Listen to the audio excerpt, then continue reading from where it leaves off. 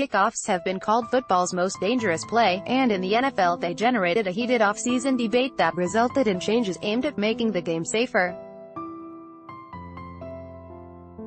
And yet in Canada, they still open every CFL game amid no controversy.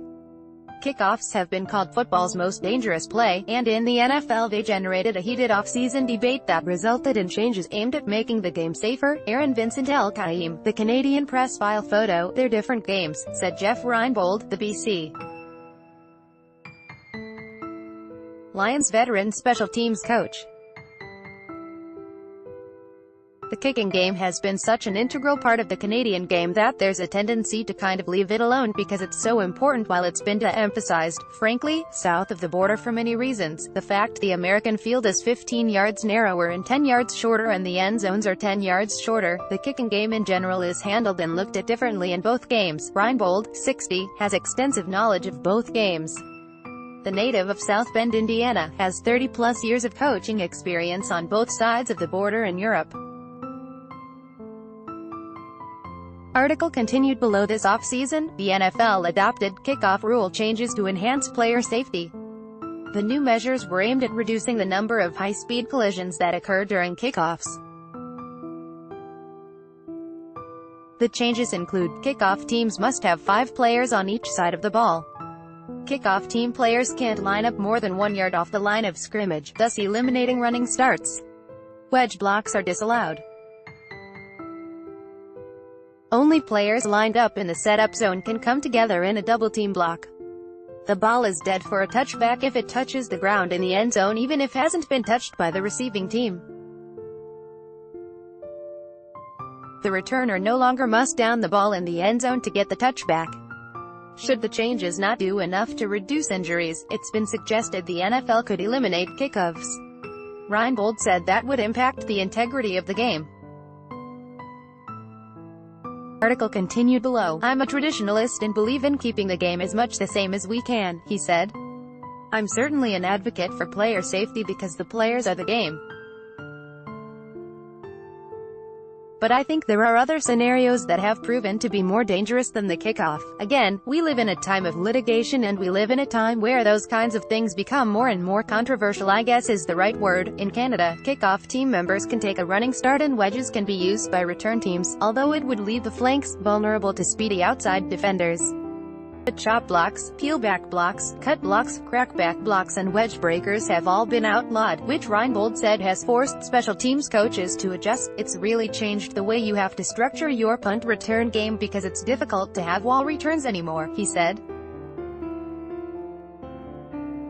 Those blocks which sometimes were really physical blocks whereas the wall went to the ball, you'd get those peel-back blocks. They've removed those from the game, so it's changed the way you have to coach. Read more. Season is over for Argonauts QB Ricky Raidmonton. CFL team consulting Inuit leaders about nickname Calgary Stampeders tough to beat on home turf, and I think that's part of what's going on in the NFL.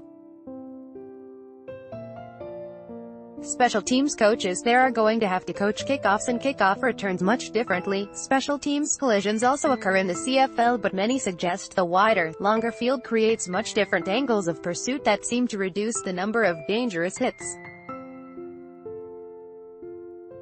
In the U.S., the narrower field places more bodies in a smaller space going at high rates of speed. Reinbold believes the new NFL rules will force more kickoff returns this year. That's because kicks will be higher and to an opponent's 1 or 2 yard line, so cover teams will have time to get downfield and pin returners inside the 20-yard line. "I don't think there's any question about that," he said.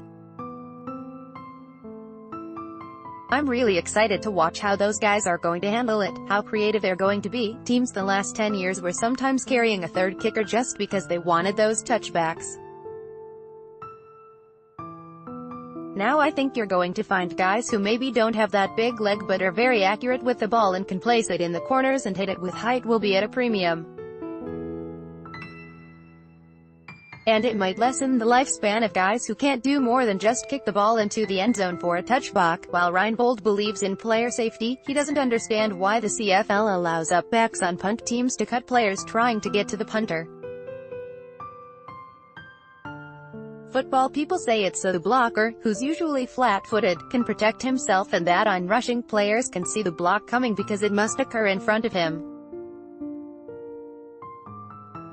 But that's of little solace to Reinbold. Nobody will ever be able to explain to me how that's different than a defensive back driving on a bubble screen and the receiver can't cut him, Reinbold said.